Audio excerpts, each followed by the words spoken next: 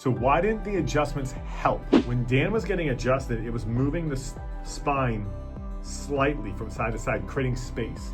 The adjustment was creating temporary relief, but not fixing the cause. That's why a lot of our patients come in seeing chiros or seeing PTs with some relief, but not long-term relief.